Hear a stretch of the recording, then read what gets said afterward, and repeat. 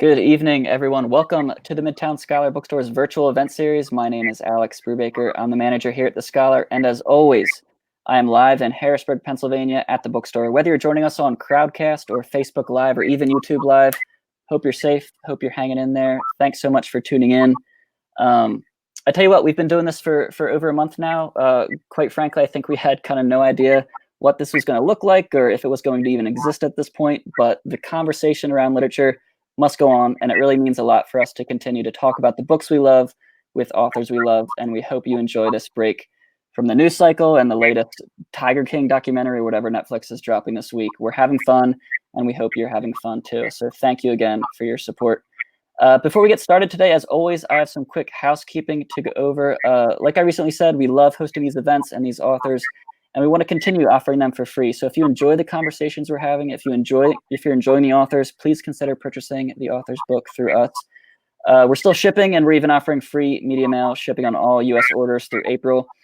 Your order not only supports us as an indie, but it supports the authors we're hosting and really allows us to continue running these events in whatever capacity that is. If at any point you'd like to purchase Amos's book, click the green button below. It's right below our faces, and it will take you to our website.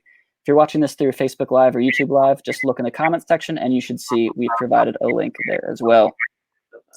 While I have you here, I'd like to promote one upcoming event next week on Thursday, May 7th at 2 p.m. We're very excited to welcome British historian Catherine Arnold via live stream. She'll be discussing her new book. It's called Pandemic 1918, Eyewitness Accounts from the Greatest Medical Holocaust in Modern History. It's all about the Spanish flu of 1918. So while most of these events are otherwise fun breaks from reality, this one certainly will not be. But it's important, so we hope you tune in. And a quick note before I introduce you to our speakers, if you have a question for Amos and you're on Crowdcast, please use the Ask a Question button below. We want your questions, most importantly, the hard-hitting ones. That's what separates these live streams from a normal interview.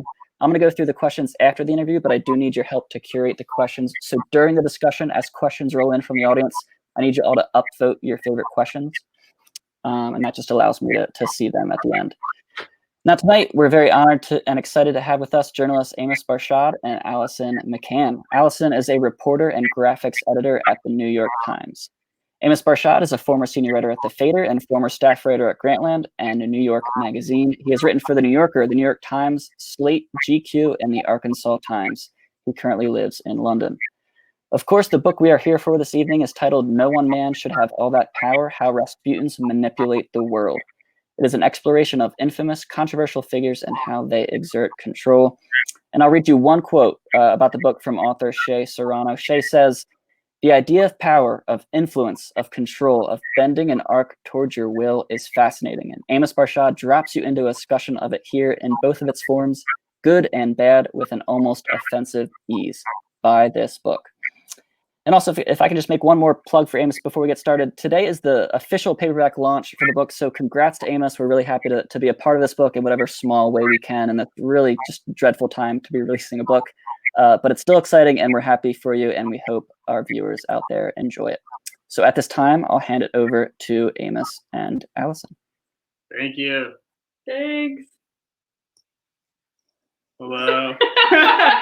Yes. So strange. Yeah. Allison is as Alex said, yeah, thanks for having us. This is super fun to do via live stream. We are in London and it's midnight, so we are having a few cocktails. Yeah, Allison is a reporter and graphics editor at the New York Times. Also my girlfriend, so she had to do this. But thank you very much. I appreciate it. I wanted to be here. She wanted to, and she had to, but both can be true. Okay, shall we get started? Yeah, let's do it. Yeah. I don't think I ever asked you this in the years that you were putting this book together, but when is the first time that you in your life encountered the Rasputin? Like, when did you learn about him and start to become fixated on him? Interesting. Great question. I haven't seen these before, so this is all, she's hitting me blind, so I don't even know what's coming. I haven't even peeked over at the notes. Yeah, it has been like a long time that I've been thinking about it. The book came out last year, now it's the paperback, but before that already, obviously I was working on it for a long time, so it is kind of hard to even remember the exact moment. I feel like I've always kind of been obsessed with him So I don't know when it was, like if it was in school or if it was on like a History Channel or something like that. But I do remember that the thing that drew me to the Rasputin story first, like the thing that I was first drawn to was the story of his death and this like apocryphal, infamous story where that his assassins who wanted to kill him because he had, in their estimation, grown too close to the Tsar and the Tsarina the last Tsar and Tsarina of the Russian Empire, and they wanted to kill him because of his what they deemed to be his like strange and untoward influence over them, and they wanted to kill him, and they had to kill him. It took them all night to kill him. They shot him, they poisoned him, they drowned him, and they had to do all this stuff. That's what I remember more than anything. Just the story of this guy who couldn't be killed. And then, later in the course of researching and reporting the book, I learned that there was some kind of mitigating factors to all this stuff. We don't quite know how true any of that is. The account of his assassination, the one that people usually refer to, was written by one of his assassins. So of course, that assassin had some interest in making this guy Rasputin seem more evil and demonic and all that. But yeah, that was kind of the first thing that drew me to him, and it's still fascinating. And when we went together to St. Petersburg, that was my next question. I jumped it. Yeah, so I guess I was gonna say, in reporting this book meant convincing me to go to Russia in the dead of winter. November, that's fall. Like awesome. I was like light out for like maybe 1 hour a day. Did you feel like he lived up to? You're supposed to look at me while I'm talking. They're asking the questions. I'm asking the questions. Do you feel like he lived? Look at you when you're talking, and then yes. Look for what I'm answering. Did he live up to his like lore in Russia, or did you feel like that just existed elsewhere in the world? Like, do you feel like when you went there, Rasputin had the same? Oh, like, did the common people know him? Yeah. I mean, there is a lot of like documentation of him still. The common people. The common people. The Russian people. I mean, it's hard to know. I definitely think I think he is a cult figure. Like, even within Russia and within the U.S. It was an interesting thing where when we went to visit the last apartment where he lived, where he was kind of known for having these big parties and influential people would go there. Basically, this guy had bought the apartment and was purchasing it and had these plans to turn it into a museum, but had never been able to. And I got connected to him, and I got to go and see the apartment and kind of like, feel like I was amongst fellow like Rasputin obsessives. So of course, when you're going there on the Rasputin trail, you kind of run into like fellow Rasputin obsessives. I don't know. I think he is still this like misunderstood figure, both in Russia and the U.S. I think that like obviously the way a country tells its own history depends like on its recent events, and I don't think that there is as much stock, or there isn't much currency in like rehabilitating Rasputin. He's become this kind of marginal. He has no value, no purpose in like the modern story that Russia is telling about itself. So I don't think he's known much. I don't think people would see him as a relevant figure. And I think he is like this, which adds to the strangeness. He still like exists on the fringes of history to me. But there's just like a really great Rasputin biography. My book is more about the idea of Rasputin and the way the archetype exists in all these different worlds. I do talk about him a little bit, but if you want to get fully into the story of Rasputin, there's a great biography from a few years ago by Douglas Smith, and he talks about himself as a Russian historian and how often Rasputin comes up in the history of Russia. So yeah, I think he's both cult and central, and I think he's great. I remember when you like first told me that you were gonna write this book, and I was like, obscure dead Russian, like this is gonna, I don't know. I hesitated, and we had a lot of debate over. You wanted to call the book The Rasputin Touch, and I was like, I think a lot of people are not going to know who that is, or think that it's like a book about history and deep, the history of Rasputin, and this book is not like that at all. And then I feel like the great irony is that we've moved to London and we live around the corner from arguably Britain's greatest current Rasputin, and I I feel like it's you sort of like coming back to be like, see, they're everywhere. And I wonder if you could talk a little about what it's like to live around the corner from Dominic Cummings, who is masterminding Brexit and the current Prime Minister Boris Johnson, where we live now, and sort of a little bit more of a modern day Rasputin. Yes, great question. Yeah, absolutely. Love to get into that. Yeah, I think this is like a weird thing that happened to us where we moved to London, this specific neighborhood, and living in this neighborhood is this guy, Dominic Cummings, who's like his official title is senior advisor to, Boris Johnson, Prime Minister Boris Johnson. But he's been kind of infamous in British politics for years and years. And like most famously, people have credited him with like actually pushing through Brexit. He was the director of the Vote Leave campaign, and people say that he was able to sell the idea of Brexit very effectively. And, obviously critics of the campaign would say he misled people, he lied to people, and, he lives so close, he could probably hear us talking about him right now. I've seen him a bunch of times. Most recently I saw him like only the back of his head as he was leaving a shop, and I like had to make sure it was him because I wanted to confirm to myself that I was like good enough at spotting Dominic Cummings. And then I like ran down the street to catch him, but I was wearing Crocs. And I was on the other side of the street. My mom's on here. Yeah, Paula, thank you for those Crocs. They're good for chasing Rasputins. But yeah, so basically he's this figure, and he's like exactly the kind of person I'm talking about in my book. I didn't write about him in my book, but weirdly I moved to London, and now I see him around, I see him in the coffee shops, and of course I'm fascinated by him and like repulsed at the same time, which is true of a lot of these characters in the book. And yeah, he's currently, obviously the UK is struggling with its response to the coronavirus outbreak, and facing a lot of the issues that the US is facing with shortages of tests, like not enforcing social distancing to a degree that some people might suggest that it needs to be enforced. And Dominic Cummings has this reputation as this mastermind, and he's able to like pull the strings and make things happen. But then, clearly, when faced with a real crisis, it's like what is he doing?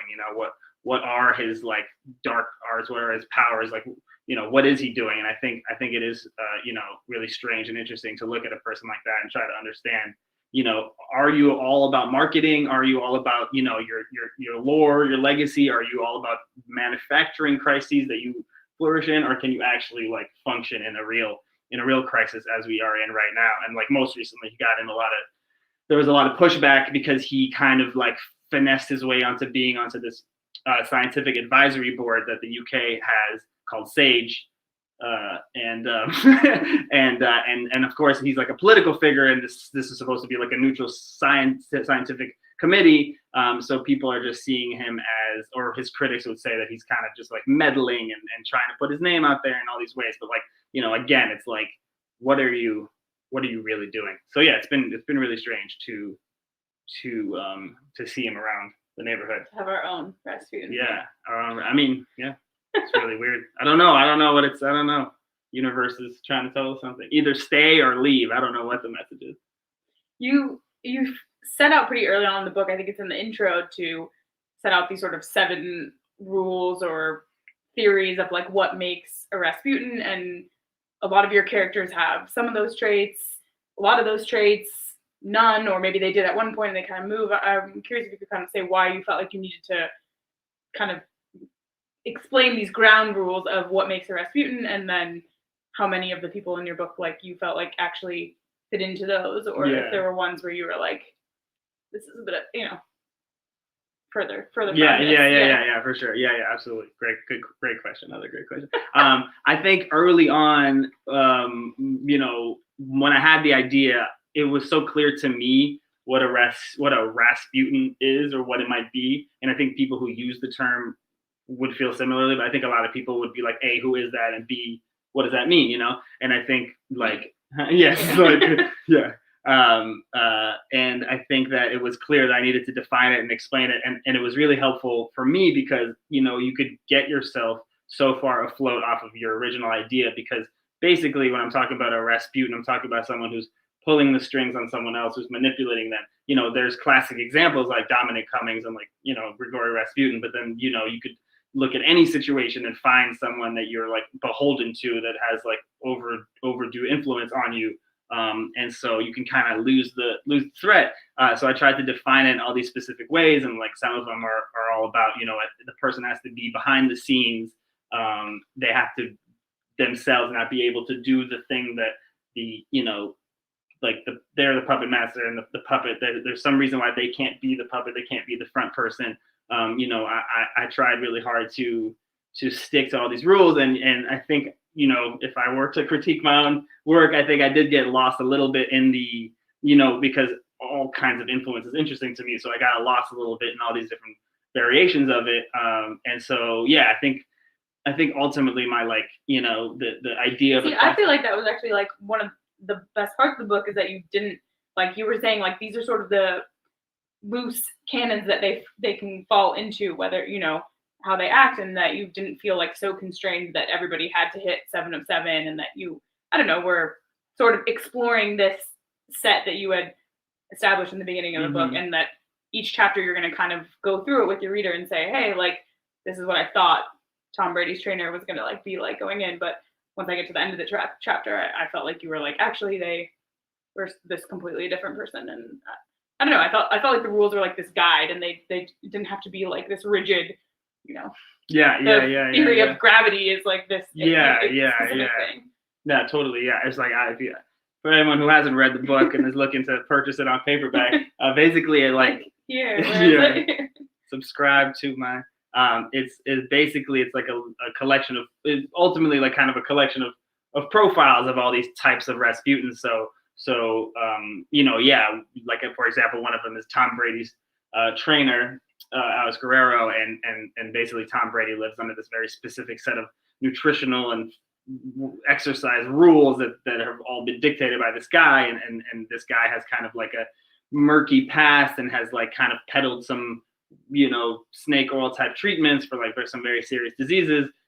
But clearly whatever he's saying to Tom Brady is working, you know, for Tom Brady. So I think there is this idea of like, you can never quite know, is the person completely an illusion or not? And I think kind of my answer, you know, I always come back to the same answer, is that they're a little bit of both, you know. And I think that's, you know, and that's nice of you that you said that you enjoyed that it goes all over the place. But, you know, yeah, so I have like, you know, the managers of pop stars and you know, trainers of quarterbacks, and I do like some movie directors, and you know, it's like the idea that this kind of thing exists in so many different forms. This idea of this kind of like one person manipulating another, you know, manipulating influence, having overly overdue control over someone, you know, exists in all these different forms. And you know, the reason that I was drawn to this format and this thing in the first place is because as a journalist, I tend to write about a lot of different stuff. You know, I like kind of used to write a lot about rap music, and then, you know, from there kind of went on and wrote about a lot of other things. And I think that, you know, like obviously having this point of view where it's like kind of scattered can be bad sometimes, but at the same time, like to try to put it together in the book, it seemed to work for me, to kind of let the threads go where they might. How did you get people to talk to you about them being perceived as a manipulator or controlling person? How do you convince someone to talk to you that is, you are saying what they are doing is bad? I feel like you know the answers to this one. Yeah, but it's the one that all of the Goodreads reviews at. In preparation for this interview, which I had prepared for, I read all of the Goodreads reviews, and everyone was like, "Why did anyone agree to be in this book?"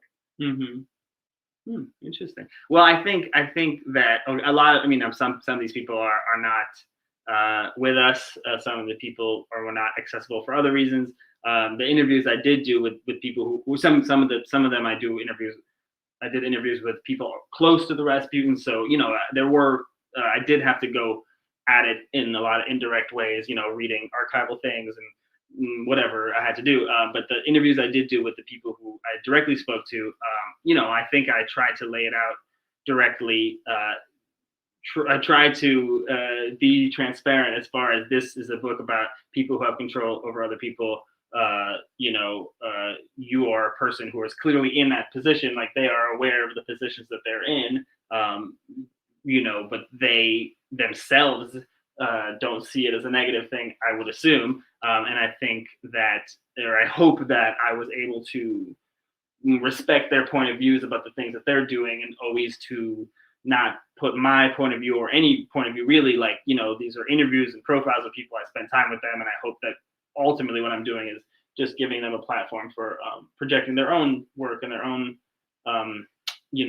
like place in the world. And I think when I approach them, that's what I was saying to them. Like, I use Stanley Kubrick as an example, one of the all-time greatest movie directors. He's not a bad guy, he's a genius. He was a strange man.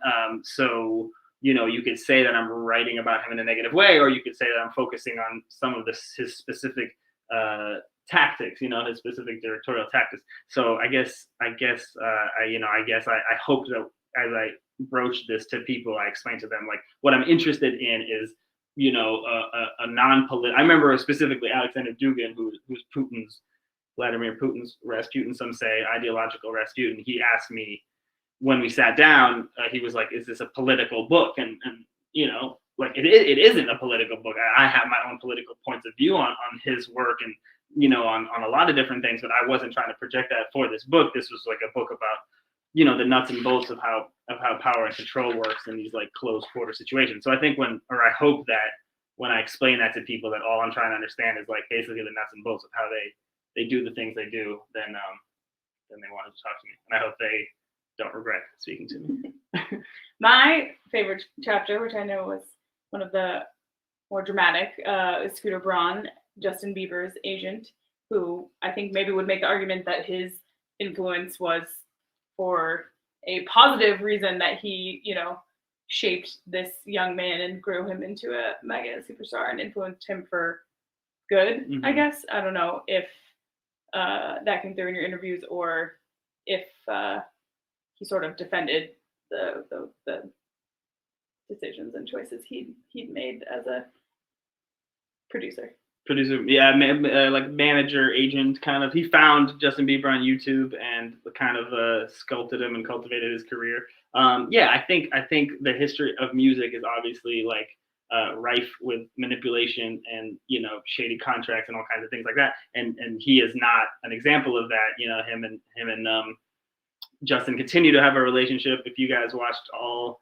17 parts of Justin Bieber's recent YouTube documentary, as I did, then you would know that they're still very close and still obviously work together. And so, it was this idea of the perception of manipulation or control, and I wanted to talk to him about it, and I very much enjoyed talking to him about it. And then within that, in that section of the book, I kind of try to put into context some other stories of manipulation and control, and there's so many, which feels on the face of it surprising, or like it doesn't make sense with something as pure and great as music. But then there's always the industry side, the business side of things, and there's always people trying to make money. And then I argue that it's not always only about money, that there's certain people that can't sing, that can't dance, but they want to create art and music, and they do it through these vessels. Like if you're a pop producer, or if you're a songwriter, you can't be the one to be out in front. You don't have the natural ability, you don't have the looks, you don't have the voice. Like there's all these reasons why you can't be that person, but to be there behind the scene and to pull the strings can be intoxicating, and clearly a lot of people get into it because of that. But yeah, I mean, like, Justin Bieber is still, he's a few years off of his peak, but I feel like because no one has come around to replace him as our reigning pop idol, like he's still a fascinating figure to me. Do you think anyone can be like a good Rasputin? Like, can you influence for good? Definitely, yeah. I mean, I think Rasputin himself was a pretty good.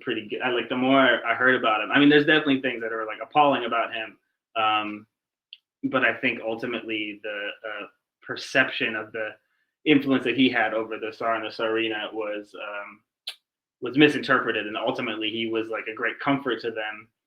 So I would say the original Rasputin, was a good Rasputin, and I do think that there's all these scenarios in which it's really like about to me, like it's like, and you can do it for so long and have it be good. Like even like the reason I talk about Kubrick was for the movie Eyes Wide Shut, which is was the last movie he did with Tom Cruise and Nicole Kidman, and specifically, Kubrick was like a big famous director, obviously, but working with Tom Cruise, he was, Tom Cruise is the biggest movie star of that time, and still a huge name, obviously. So theoretically, he should have been, the power relationship should have made sense a certain way, that Tom Cruise is the A-list star and the director has to kind of do what he says. But Tom Cruise was so like beholden to the genius of Kubrick that he famously like did whatever he said. And I think that, if you look at that, that's a finite period of time. It's a movie set, a movie shoot that actually was an extremely long one, like 400 days,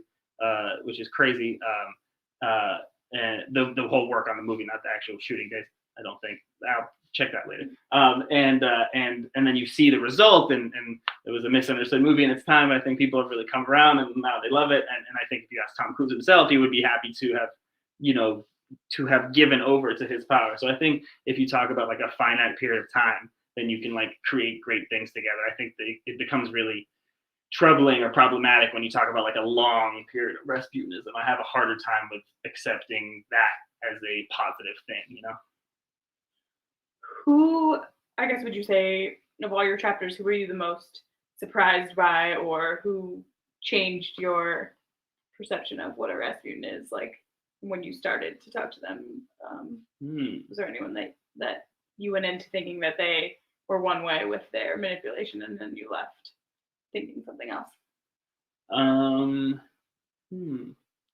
don't know. I don't think I like, that goes back to your question about how I like asked people originally to speak to me. I was hoping to not judge too much ahead of time, and a lot of these people I didn't feel personally negatively towards. I really was curious to see how they did the things they did, and I think that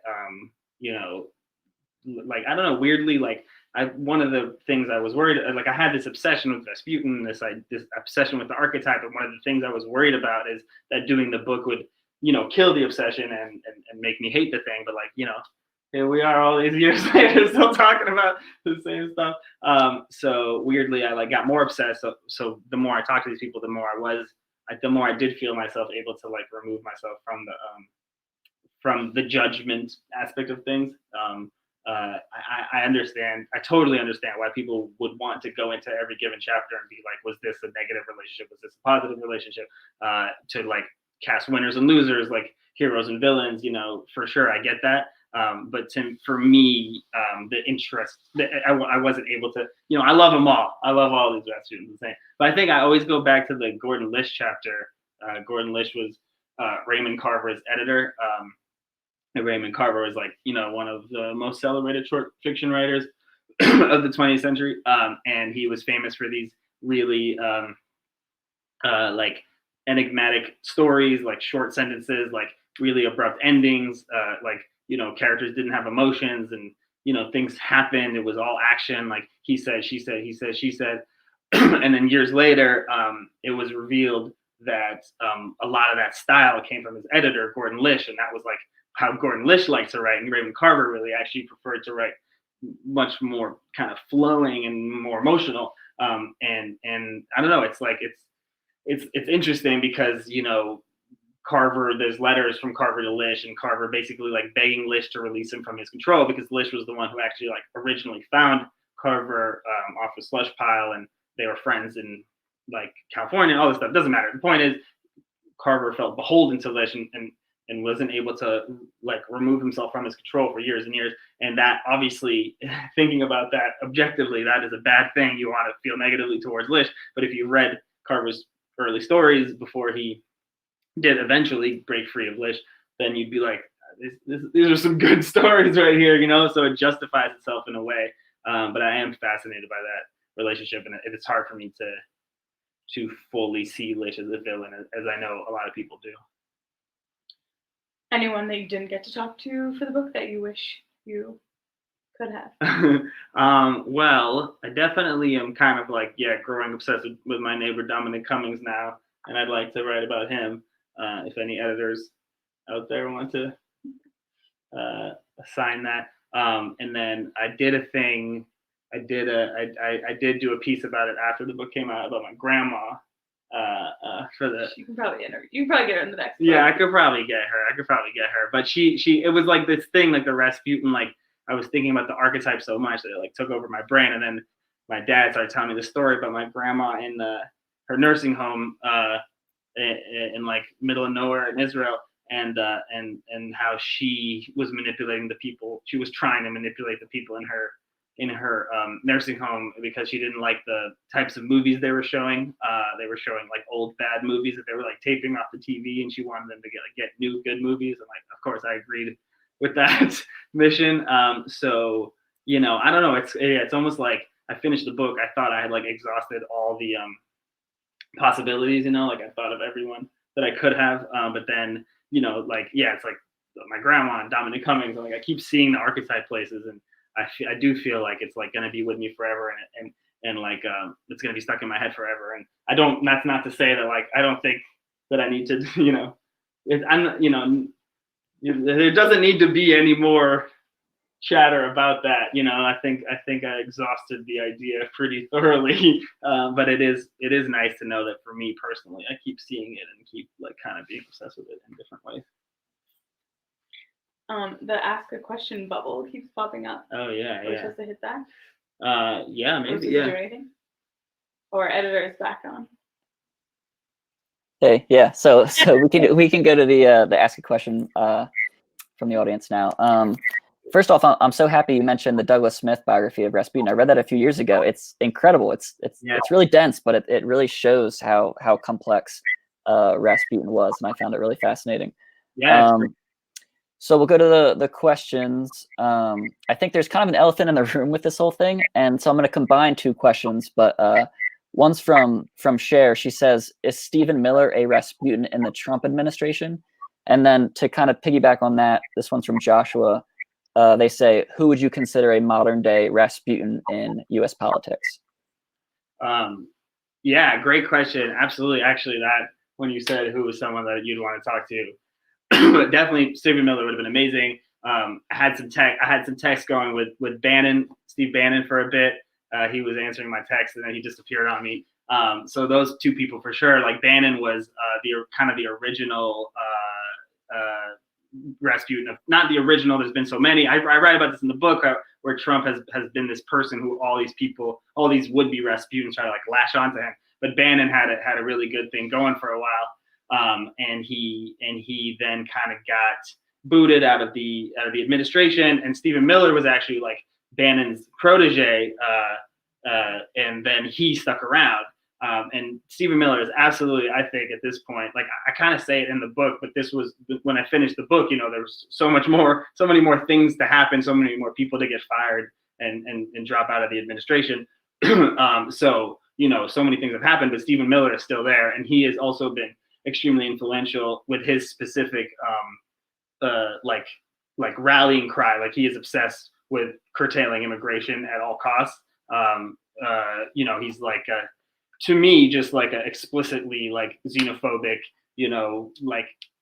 obsessive. Like it's insane that he has as much control as he does. It's horrifying, and that he absolutely, I think, has proven himself to be the most capable and just as a brute power thing has been able to keep Trump's ear. And I think he, a lot of people have it for a bit and then lose it because they don't know how to quite play the game. And for whatever reason, Stephen Miller has been able to stick around for the longest time. And we saw that one of Trump's responses to the coronavirus crisis was his attempt to stop all immigration, which is like completely nonsensical. But you could see the exact the handiwork of Stephen Miller there. And so, yeah, I think, I hate to give him credit, but you absolutely have to for his ability to both, stick around, like outlast all of Trump's wins, and to just, I think that's kind of the secret to his success. He just pushes his one obsession, like stop immigration, stop immigration, stop immigration. And that's why he's been so successful in the Trump administration, sadly. Yeah, absolutely.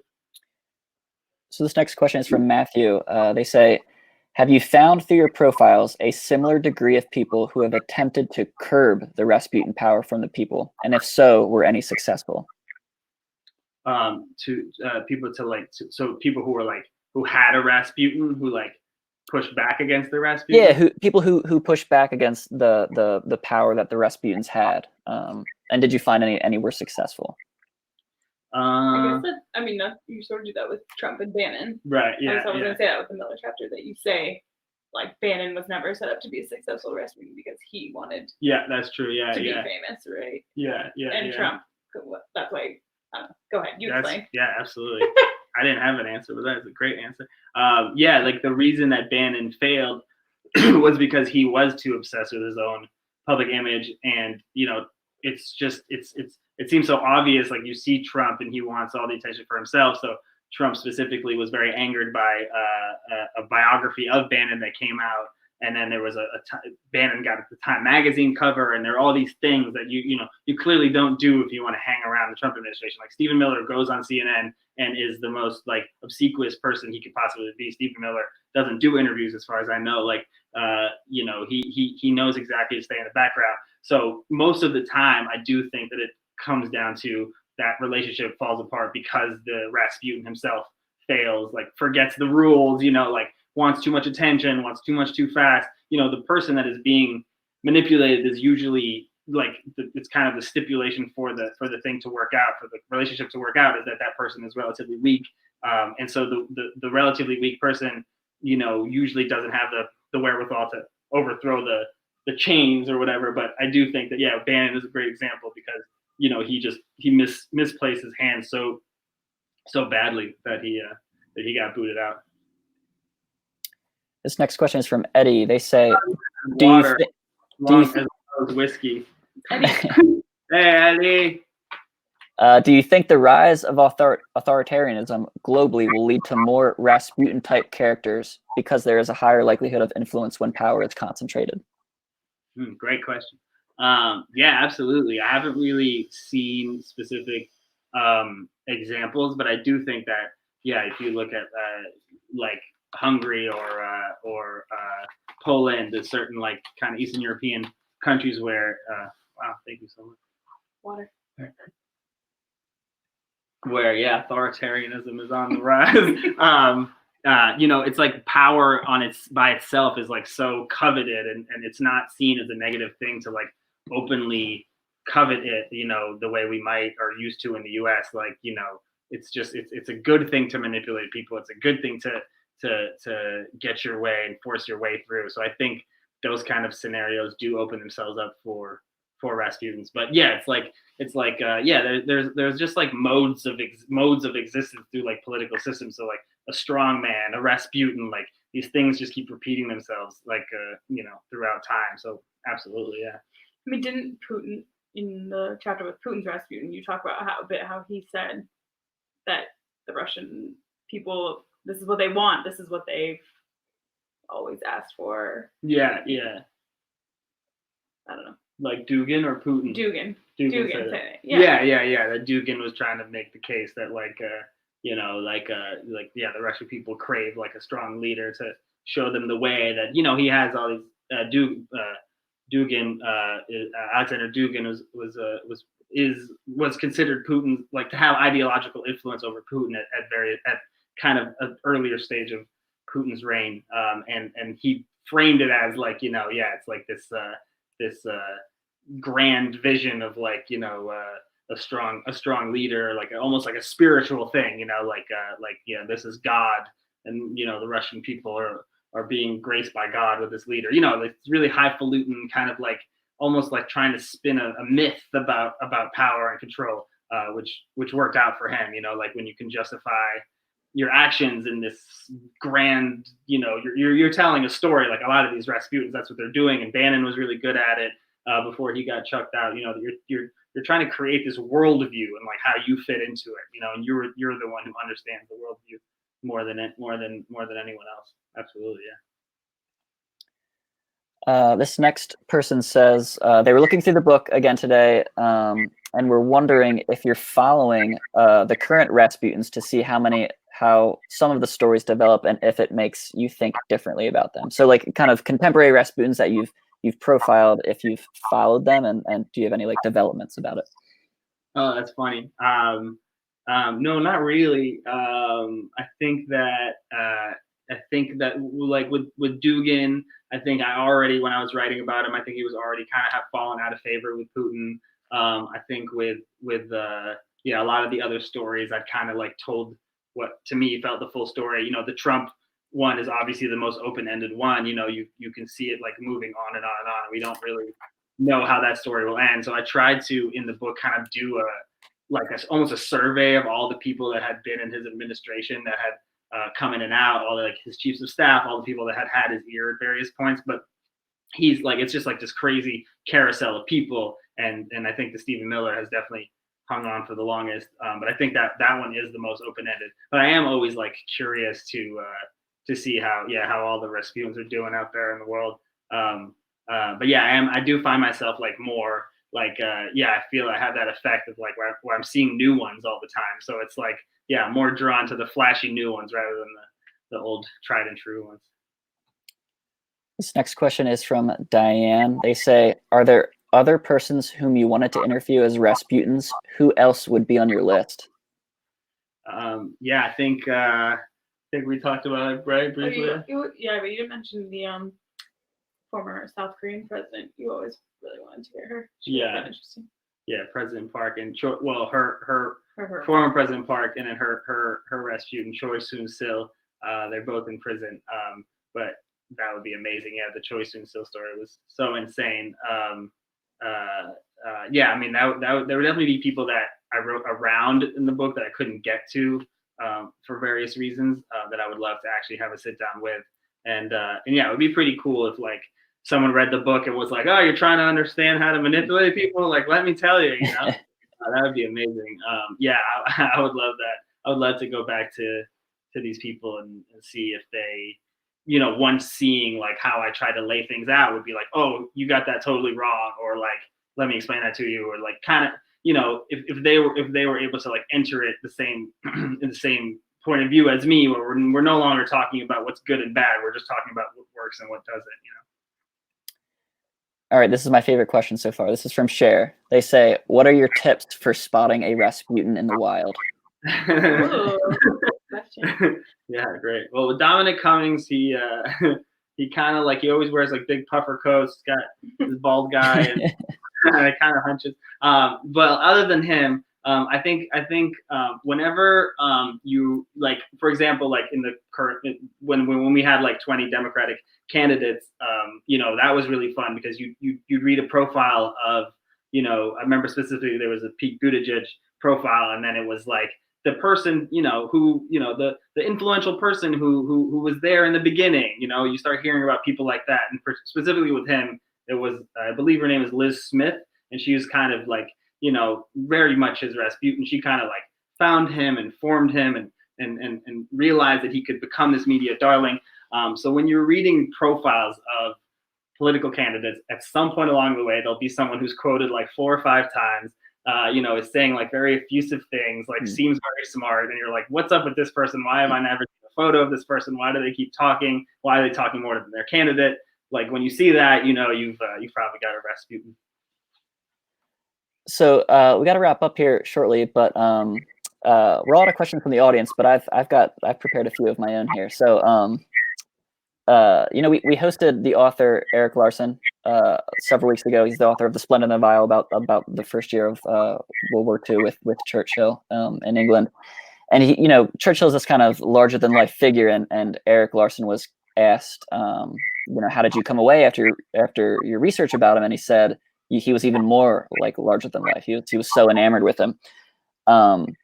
When you did this research for these Rasputins, is there anyone that you were like exceptionally enamored with afterwards that was just like larger than life, even more so after the research? Yeah. Well, I think it is really interesting because I do think you come away like it's really like it's almost like you're looking at their little tricks and trade, like you know that what they're doing is not some supernatural thing as much as someone like Dugan would want to portray it as that. That ultimately they tell you certain things about themselves, about their abilities, but that it's they're one of the things they're good at is marketing and hype and creating this myth about themselves. So you have to know that the more you find out about them, the less mystical they're going to be. But in a weird way, like once you see those tricks and trades, then you are impressed by their tools, like it's more practical, but you're impressed by their tools. But like, Kubrick, obviously, I mean, I think a lot of people explain like the setup of the Dugan interview, I feel like was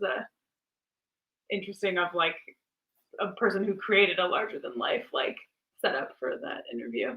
Oh yeah, I mean, he was just, he had like a handler, and I had to, meet the handler at a very specific time. And it was Moscow, so everything felt like I'd never been to Moscow. Everything felt very dramatic. It was like, big old stone cement buildings, and I had to be checked by various ID people and led down various hallways, and then finally I'm like brought into his chambers, so it was like it was definitely very much like, I don't know if he was doing it on purpose for me. I don't know, an interviewer, or he does it to everyone, but it did feel a little bit like, let me try to intimidate you before you even like step foot in here, that kind of thing. So that would definitely be one of those things. And then he himself just had this way of speaking. Like, I think I asked, one question for every 20 minutes he talked. He was just very, very much like, let me like explain the world to you, young man, So I think they have all these tools and tricks and trade.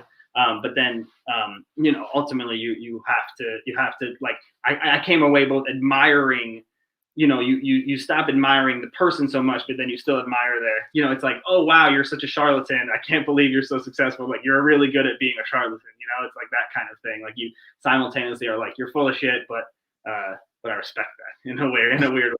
But like with someone like Kubrick, like who I think a lot of people would disagree with it as a Rasputin, I really was trying to talk about the kind of manipulation that can happen on a movie set. And I love Stanley Kubrick, so I wanted to speak about him. And I think if there's a book that you're going to read that's not this one, it's if you want to read it, there's a memoir, a really short memoir by the co-writer of Eyes Wide Shut called Eyes Wide Open, I believe, Frederick Raphael. And he just talks about this really strange experience of working with Kubrick, and how he like me was like a big fan of Kubrick's movies, and he gets like called into Kubrick's kind of inner sanctum, and he had this like estate here in England somewhere, and he wants to be impressed by this man so badly. He wants to like be awed by him, and he's not, because Kubrick is like a really simple guy and he doesn't speak that much, but like in that process he comes away from it being like, I don't even know what happened, but I got defeated. Like, he got the best of me, but it wasn't the way that he thought it would be. He like twisted him around in his own very particular special way. And it just sounds crazy. Like, it sounds like a crazy experience, but yeah, for sure. Like, I think, there's certain ones that I came away being like, everyone's a little bit like BSing, but like there's certain people that I was like, you're mostly BSing, and then you're doing it like 10% of the time. So yeah, Kubrick is, he's the best. So I'm a big sports fan, and I'm interested, outside of Tom Brady's his trainer or manager that you profiled. Yeah. Is there anyone in sports right now that you see as so I'm a big 76ers fan, and I don't know if you're familiar with when Henke was pushed out, Jerry Colangelo basically saddled up with Adam Silver, and then he became the president of operations, then like immediately hired his son, and then like exited the team. And so like your book makes me think of all these scenarios in sports that I'm thinking of, and I'm thinking of like Jerry Colangelo is like a perfect Rasputin. Do you see anyone else? Is it Jerry Colangelo or anyone else in sports?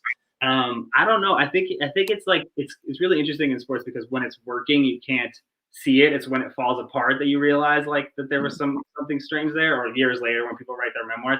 But I think now my soccer club that I like, Tottenham Hotspur, their manager is Jose Mourinho, who was this legendary coach manager for forever. And now is kind of like on the tail end of his career. He hasn't been able to have the success that he used to have. And I think he's trying to do all his weird tricks that he does. Like, he calls players out in public and tries to kind of like publicly humiliate them. He like, subs guys off really quickly, but like it's not working. And when you see all the same tricks and they're not working, that's when you can kind of like, everything is laid bare. It's like, oh, okay. Like you had your ways, you had your systems, but now everyone's just like tuned you out, and I think we see it a lot with coaches who, famously are like, they come in, they reshape the team for a year, and then a few years in, it just like all blows up, like players will only get yelled at and get manipulated and get twisted around for so long, before the guy just seems like totally irrelevant to your experience. So it's totally fascinating when it happens in sports. But yeah, I think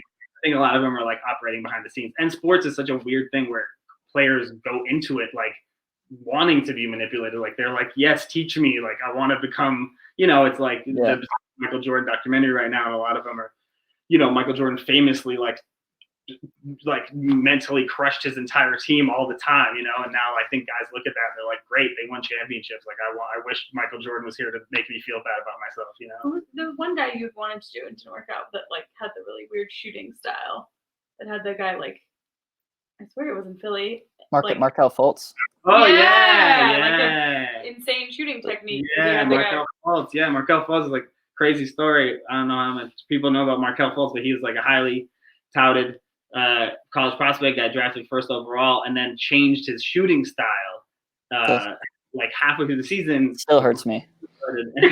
Nobody could understand what was happening, and there was all these stories about he was hurt, so that's why he like couldn't lift his arm the same way. And then it started being like rumors and news stories about actually no, it's like he has this trainer who convinced him to change his shooting style, which that would have been crazy. I've never really found out the exact full story of that, but yeah, I would have loved that. I mean, it's that's what's so cool about sports specifically.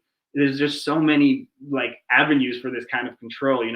His shooting coach. Like, who would have thought that could be a person that would have like be overly influential for something. Or even that reminds me like Kawhi Leonard, like when he left San Antonio, like his uncle had some like weird influence over him and like forced him out of San Antonio, and then he goes to Toronto anyway.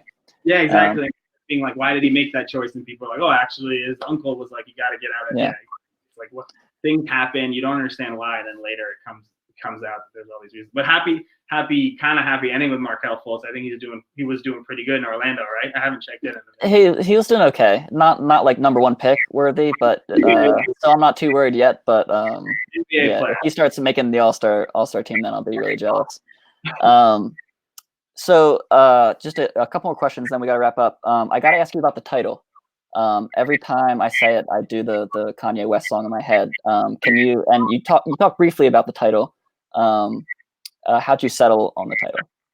Yeah, the title was really tough. Yeah, as Allison said, I think my original thing in my book proposal was the Rasputin touch, which I think I knew I was never going to use, but it was just it was creepy and weird, and like it was a terrible title. And at one point, I thought I wanted to say Pop Rasputin. I don't know why. I don't even know what that means, but that was in my head for a minute. But my editor came up with this one. Actually, I have to give them credit at Abrams Publishing, and they floated it. And to be honest, at first I was trying to come up with a reason why not to do it, but I just couldn't come up. I couldn't come up with one that we had to do with it. But yeah, the full story of it is it's like famously in the Kanye in Power, Kanye's song Power, and then as far as I know, the like origin of it, assume where Kanye got it, is like a story that is told about Malcolm X, that Malcolm X took like his followers to a hospital where like one of their people had been wounded and was the police were kind of I don't remember the full story, but basically Malcolm X wanted to make sure this man was receiving proper medical care, and he had all his followers with him as a show of force. And once they ascertained that everything was going correctly, that this man was getting the correct medical treatment, like Malcolm X like rounded everybody up and was like, all right, we're getting out of here. And a cop was like overheard to say, no one man should have all that power, because he was so awed by Malcolm X's control of his people. So yeah, I mean it's I don't know if that's true. I don't know if it's apocryphal, but it's a great phrase that I obviously didn't make up, so I can just that it's a great phrase. And it's you can finesse it any way you want. If you buy too much hummus, you can say no one man should have all that. I should have cut myself off. I use it sometimes after show. So this last question is for the both of you. I always ask this at the end of the interviews. A lot of people, the days are long. We're all home. We're all probably reading a lot more than usual. What are you both reading right now, or do you have any recommendations for our viewers out there? Yeah, I'm reading Homegoing right now by I'm probably gonna say her name wrong, Gyasi Ya. It's fabulous. It's highly recommend. It's a novel, but it's all about the slave trade going all the way back to Africa and then into Britain and to the US, and kind of all these stories like interwoven. And it's been one of the first books in quarantine that has like kept my attention, which I've actually been finding it harder to read. But yeah, homegoing. Very good. I'm reading a book called People's Republic of Walmart, and it's like the idea that Walmart, like the planned economy of Walmart, could be like a model for like an actual country's planned economy. I keep trying to read books about economics, and I'm too dumb to understand them, but I'm still trying. And then I read The Power Broker. Robert Carroll's The Power Broker. I like forced myself. Yeah, shout out Kelly. My sister bought him that book like 3 years ago. Yeah, and then he was like quarantined. He's like, time to read The Power Broker. And it's really long and hard, but it's really good. And yeah, of course, it's all about how people, I'm going to tie it with a bow right now. It's all about how people make things happen and control other people. Awesome. All right. Amos, Allison, thank you guys so much for joining us. It's late over in London, but we appreciate you coming on and talking about your book with us. No One Man Should Have All That Power, paperback. Click the link below. That'll take you to our website, and you can purchase the book paperback. Again, cheap price point. So support Amos, support the bookstore. Thanks, everyone. Sorry for hijacking the Q&A with Sixers and Markelle Fultz talk for a few minutes there. But thank you again for coming onto the live stream. And I'll give you guys last word to our audience. Oh, nice. Thanks for having us. It's nice to talk to some people. And it's lovely. Yeah, so nice. Thank you, everybody. Everyone asked questions and everybody. That's so cool. That was amazing. Cheers. All right. Thanks, guys. Everyone stay safe. See ya.